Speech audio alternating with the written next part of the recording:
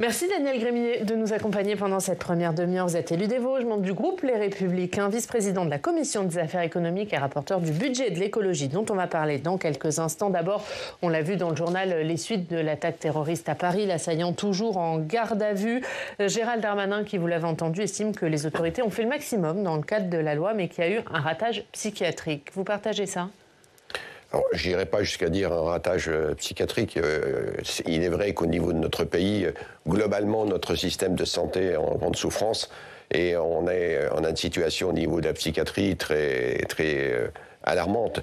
Et je le vis moi-même dans le département des Vosges, mais pas que dans tous les départements. On a une situation de manque de soignants, d'accompagnement des personnes qui sont en souffrance. Il y a un vrai sujet. Mais sur ce point particulier, le Sénat, avec notamment un texte qui a été proposé par Jean-Noël Buffet, qui consistait tout simplement qui a été voté au Sénat, qui a renforcé, qui proposait tout simplement de dire il doit y avoir un système de l'après. C'est-à-dire que lorsque un individu qui a été condamné pour terrorisme, acte de terrorisme ou de prévision d'acte de terrorisme doit avoir un suivi lorsqu'il est sorti de rétention. C'est quand même dommage que l'Assemblée nationale, jusqu'à présent, n'ait pas repris ce texte. Ce texte a été voté au Sénat, il avait renforcé effectivement ce suivi lorsqu'on est sorti de rétention. Ouais, ça c'est pour les radicalisés qui sortent de prison. On va y venir, mais sur le côté psychiatrique, Gérald Darmanin, il en appelle au Parlement. Il veut que les autorités puissent prononcer des injonctions de soins. Est-ce que vous y êtes favorable ?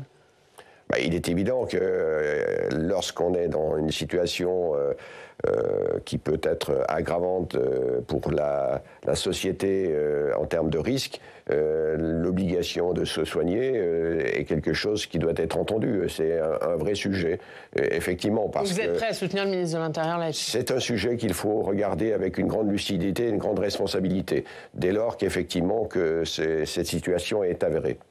Sur le suivi, vous en avez parlé, le suivi des radicalisés sortant de prison. Il y avait eu un premier texte porté par Yaël Braun-Pivet et par Jacqueline Eustache-Brinio, votre collègue sénatrice des Républicains, mais qui a été retoqué par le Conseil constitutionnel, qui jugeait qu'il allait trop loin, qui portait notamment atteinte à la liberté d'aller et venir, au droit à une vie familiale normale. Il y a eu ensuite un second texte. Est-ce que pour vous, la loi aujourd'hui est suffisante sur le suivi de ces radicalisés sortant de prison et de ces personnes qui ont fait de la prison lui, c'était pour préparation d'un acte terroriste? Non, d'ailleurs, ça fait partie de tous les sujets qui ont été mis sur la table et qui ont été vraiment bien travaillés par le Sénat. Et on l'a encore vu sur le dernier texte de la loi immigration, qui est d'ailleurs en discussion un peu complexe à l'Assemblée, où nous avons effectivement renforcé l'arsenal. Il existe déjà beaucoup, je serais tenté de dire, si on appliquait déjà les lois avec une grande clarté, mais aussi une grande efficacité, on aurait déjà fait un bout du chemin, mais il est nécessaire d'aller plus loin, d'où là d'ailleurs les propositions du Sénat d'une réforme constitutionnelle sur ce point particulier. Et justement, sur la loi immigration, puisque vous en parlez, là encore, Gérald Darmanin, qui était aux 20h dimanche soir, il en appelle aux parlementaires, et notamment aux parlementaires les Républicains, un appel à la responsabilité pour voter son texte, et il dit attention si un prochain acte est commis par un étranger et que ce texte n'a pas été voté.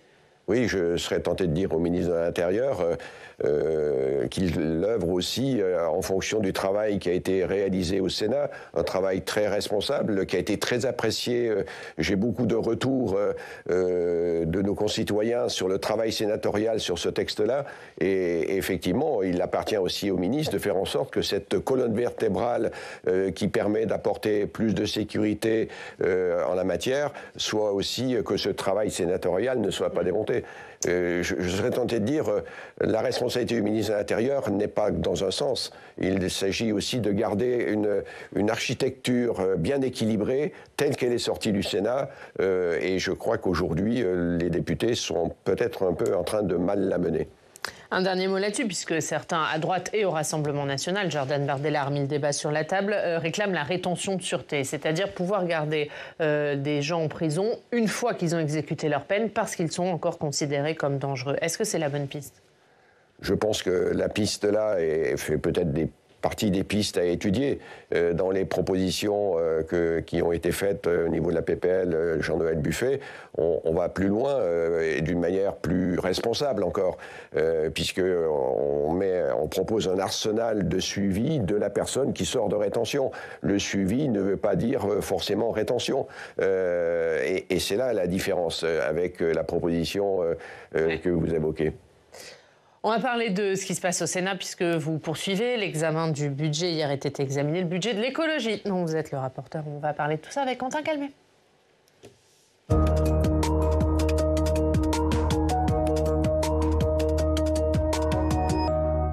Bonjour Quentin. Bonjour Oriane, bonjour Daniel Grémillet. Bonjour. Et Quentin, le Sénat poursuit donc l'examen du budget. Alors après le vote des crédits sécurité et des crédits immigration, les sénateurs ont examiné le volet environnement et surtout énergie. Voilà, c'est ça. Un sujet majeur de ce projet de loi de finances dans le contexte de l'inflation généralisée, les dépenses énergétiques, que ce soit le gaz, l'électricité, le fioul, tout cela, ça pèse lourd depuis 2 ans dans le porte-monnaie, dans le budget des Français. D'ailleurs, le poids de ces factures, notamment d'électricité, dans le quotidien des Français, ça a été rappelé en séance. Écoutez le sénateur Franck Montaugé. En 3 ans, nos compatriotes vont avoir payé 33% de plus en matière d'énergie électrique. On aura eu une augmentation de près d'1 tiers de la facture pour les mêmes quantités d'énergie achetées. Voilà.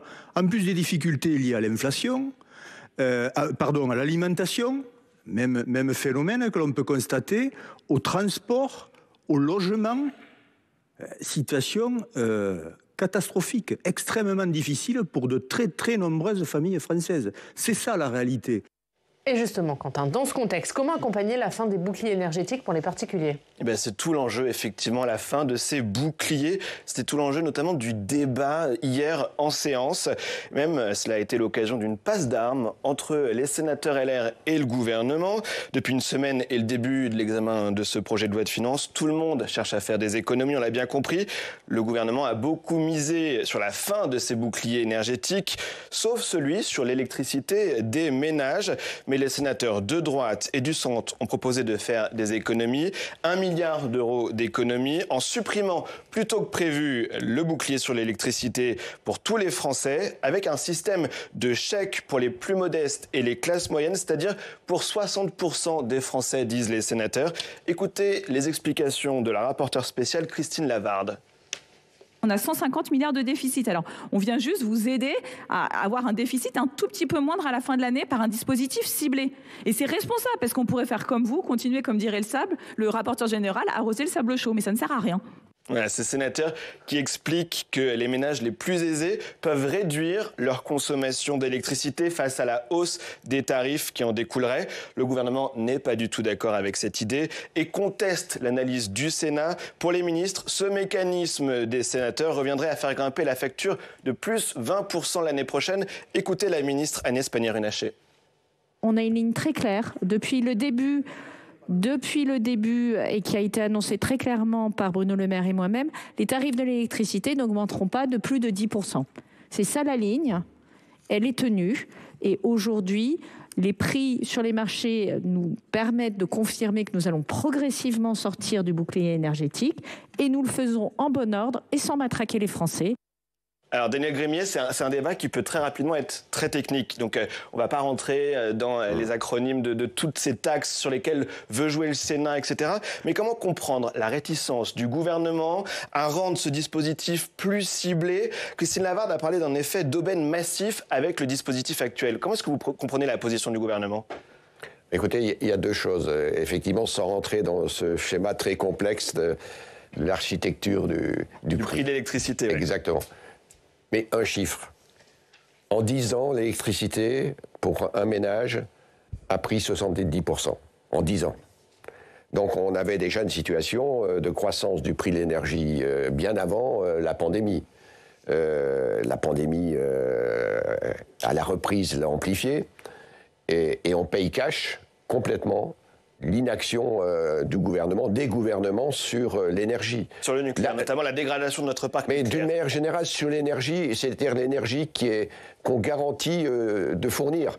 mon propos n'est pas d'être contre le renouvelable. Il nous faut intensifier nos investissements dans le renouvelable, mais il nous faut aussi une colonne vertébrale, une sécurité d'approvisionnement. Et la seule sécurité, c'est effectivement le nucléaire, c'est les centrales à charbon ou au gaz en Allemagne. Hein. Non, mais je le dis parce que nous avons décidé en France de les fermer. C'est exemplaire. D'ailleurs, on en reparlera par rapport au budget, parce que les territoires qui les ont fermés sont un peu abandonnés. Et j'ai souhaité avoir des engagements précis du gouvernement pour accompagner ces territoires. C'est la fermeture de la centrale de Fessenheim. Mais regardons la perspective. La ministre a évoqué les perspectives du futur sur le prix de l'énergie. Et notamment faisait référence aux annonces à la fois du ministre de l'économie et des finances et d'elle-même sur un prix qui pourrait passer à 70. Aujourd'hui, on est à 42 au niveau, je parle la fin du système de l'Arenh, du système dans lequel nous nous trouvons. C'est à nouveau plus de 60% d'augmentation du prix de l'énergie en termes de perspective. Et aujourd'hui, il est vraiment nécessaire que la France garde cette capacité de production énergétique, qu'on retrouve notre indépendance, notre sécurité. N'oublions pas que le prix de l'énergie a été la colonne vertébrale de vie pour les ménages, mais aussi pour l'industrie française. On n'aurait pas eu ce prix-là, on ne serait pas dans cette situation. Alors, pour revenir à ce qui s'est passé hier en séance, il y a donc ce bouclier sur l'électricité pour tous les Français. Le Sénat veut y mettre fin plus rapidement que le gouvernement, avec un système de chèques. Ça, le gouvernement n'en veut pas. Comment est-ce que vous comprenez que le gouvernement n'avait pas d'un système plus ciblé, comme le voudraient les sénateurs? Ça semble être plutôt du bon sens. Parfois, c'est surprenant, la position du gouvernement. Je vais prendre un deuxième exemple très concret, qui a été en débat aussi hier sur MaPrimeRénov'. Le Sénat, et ce que j'ai présenté, c'était MaPrimeRénov' permet effectivement la meilleure économie pour les ménages. C'est de ne pas dépenser l'argent. Effectivement, c'est d'améliorer la rénovation énergétique plus rapidement. Ça permettra d'atteindre plus rapidement aussi les objectifs de neutralité carbone. Mais pour pouvoir le faire et pour être efficace, il faut rendre accessible plus de ménages à cette capacité d'investissement. Tout le monde n'a pas les moyens de faire une rénovation globale. Et ce que je défends, c'est une rénovation étape par étape, plus accessible au niveau des foyers. Et là aussi, nous avons eu un débat sur l'accessibilité. Est-ce que l'ensemble des ménages peuvent en bénéficier ou pas? Et l'aspect du revenu est un élément essentiel à prendre en compte. L'accompagnement doit être plus important pour celles et ceux qui sont en situation de fragilité. Mais quand vous entendez Agnès Pannier-Runacher dire qu'une augmentation de la facture de 15 voire 20%, c'est trop important, est-ce qu'elle n'a pas raison? Mais attention, je redis je redonne le chiffre. Nous avons en 10 ans eu 70% d'augmentation d'énergie. Pourquoi? Je vous rappelle quand même que si le Sénat n'avait pas œuvré, et j'en étais le rapporteur, sur le texte sur l'accélération des énergies nucléaires, c'est le Sénat qui a bousculé les lignes. On était encore sur la fermeture de 14 réacteurs. On était sur la diminution du nucléaire à 50%. Et surtout, on était dans une situation où on a tellement découragé les productions énergétiques. On va y venir sur le nucléaire, mais là sur le prix, puisque les Français ils vont voir leur facture en 2024. Est-ce qu'avec votre système d'aide ciblée, il n'y a pas un risque que les classes moyennes voient leur facture exploser? Non, le risque d'augmentation pour les classes moyennes, c'est d'un côté, effectivement, peut-être un prix de l'énergie qui sera supérieur, mais une accessibilité de ces classes moyennes, alors qu'elles étaient exclues, à bénéficier du système d'accompagnement dans les investissements qu'elles vont réaliser sur les économies d'énergie qu'elles vont faire, parce qu'elles vont isoler, parce qu'il y a des travaux qui vont être réalisés dans leur habitat. Oui. Et rendre accessible à la fois les propriétaires bailleurs, les copropriétés, effectivement. On a eu aussi ce débat sur l'énergie hier en séance parce que beaucoup de sénateurs se sont plaints qu'on ait un peu mis la charrue avant les bœufs, qu'on ait fait ces textes sur les énergies renouvelables, celui sur le nucléaire dont vous étiez le rapporteur, avant une grande loi de programmation de l'énergie. Vous êtes d'accord avec eux? Il manque cette vision sur notre situation de l'énergie en France? Ah mais complètement. Et là encore, c'est le Sénat qui a été à la manœuvre, puisque c'est le Sénat qui l'a... Et là encore, j'étais encore rapporteur. C'est nous qui avons inscrit dans la loi l'obligation au gouvernement d'avoir un débat parlementaire sur la trajectoire énergétique du pays. Je vous rappelle, pour que dans un pays, il y a deux éléments essentiels pour bien vivre. C'est d'avoir l'assiette, donc l'alimentation, et d'avoir aussi une énergie accessible. La force de la France, ça a été pendant plusieurs décennies d'avoir une énergie accessible possible et en plus décarboné. Donc le sujet d'avoir une trajectoire, d'avoir un débat parlementaire, il est essentiel. Et je vois que nous avons des textes qui arrivent les uns après les autres. Nous avons eu effectivement, je l'ai dit, notre majorité sénatoriale l'a dit à la ministre, on travaille dans le désordre. L'ordre aurait été effectivement d'avoir une PPE, d'avoir effectivement une programmation de ce qu'on va faire en termes énergétiques, en termes d'économie d'énergie. Pluriannuelle sur l'énergie. Exactement.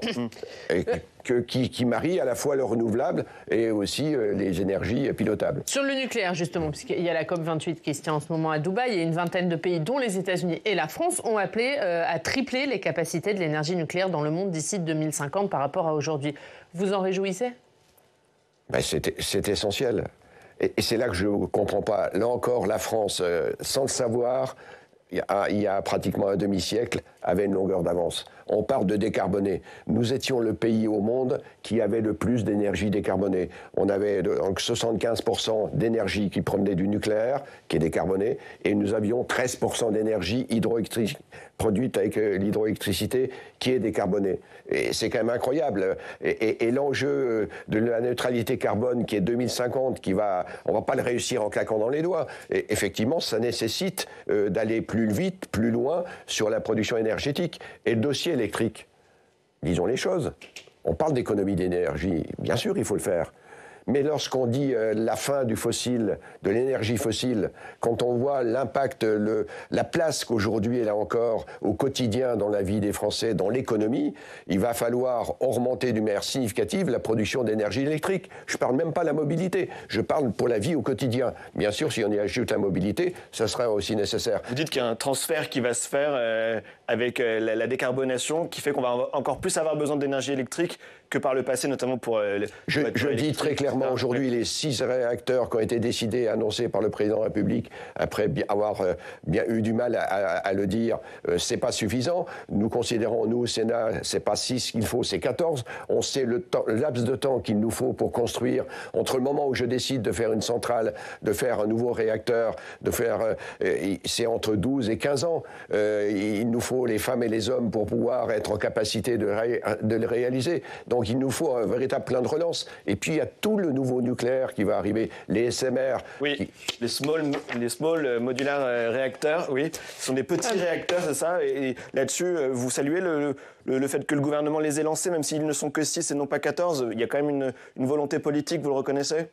Ah mais je la défends et je la soutiens depuis le début. Mais elle ne va pas assez loin.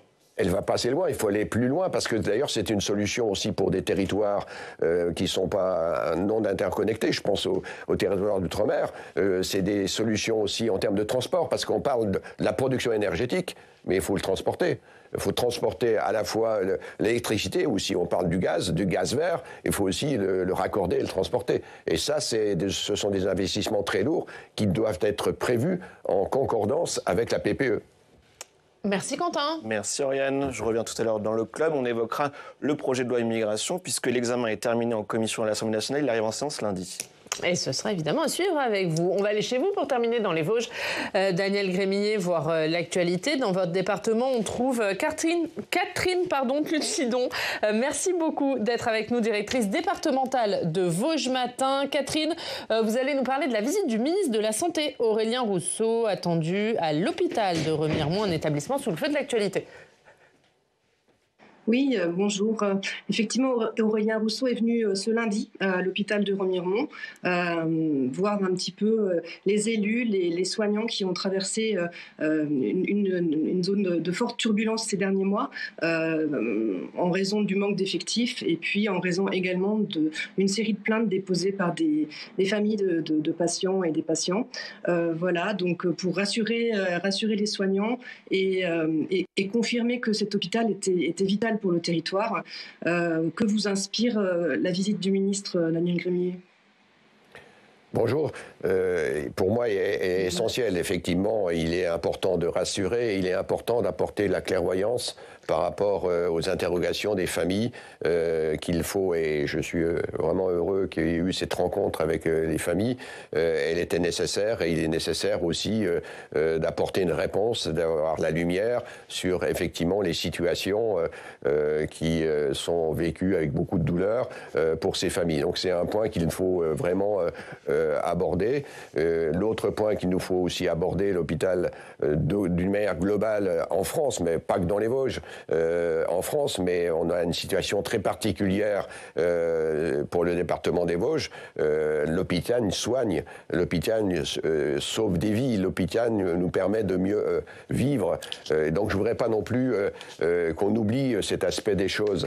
Et ce travail au quotidien qui est réalisé, y compris à l'hôpital de Remiremont, était au service de nos territoires. Et il était effectivement essentiel d'avoir ce dialogue avec les équipes. Il faut retrouver confiance, il faut retrouver une certaine dynamique au niveau des services. Il faut sûrement alléger le système administratif dans les hôpitaux pour consacrer plus de temps et de moyens à soigner et d'enlever un peu de complexité administrative. Là, on a eu des exemples très, très évidents qui montrent qu'on peut être bien plus efficace et avoir plus de moyens pour soigner. Et puis, il faut relancer, là encore, un attrait au métier dans les soins. On l'a vu tout à l'heure sur la psychiatrie, mais d'une manière générale, sur beaucoup de métiers de santé, de personnes qui nous aident à mieux vivre. On est en souffrance par manque de personnel. Et donc, c'est une situation très particulière. Moi, je me réjouis qu'il y ait eu cette visite. Je me réjouis qu'il y ait eu cette confirmation, parce qu'on a tellement dit ou fait peur en disant l'hôpital de Remiremont va fermer, la maternité de Remiremont va fermer. Et non, il y a un travail en cohérence à établir entre l'ensemble des établissements hospitaliers dans le département des Vosges, en particulier entre les plateaux d'Épinal et de Remiremont, mais pas que. C'est d'une manière globale qu'il nous faut trouver de l'efficacité, qu'il nous faut rendre plus, je serais tenté de dire, plus accessible encore aux soins dans des conditions et des calendriers raisonnables. Quand on voit aujourd'hui la situation pour avoir certains rendez-vous, c'est tout simplement pas possible. Catherine ? Cet hôpital, il est vital pour les Vosges, mais également pour la Haute-Saône. Et effectivement, pour la petite histoire, il a été inauguré en 1975 par Simone Veil, qui était ministre de la Santé à l'époque, avec Christian Poncelet, qui est devenu président du Sénat par la suite. Merci beaucoup Catherine, merci pour toutes ces précisions. C'est à la une de Vosges Matin, le message fort du ministre de la Santé Aurélien Rousseau, qui est donc à la une de votre journal. Merci beaucoup d'avoir été avec nous. Merci Daniel Grémillet d'avoir été notre invité pendant cette première demi-heure.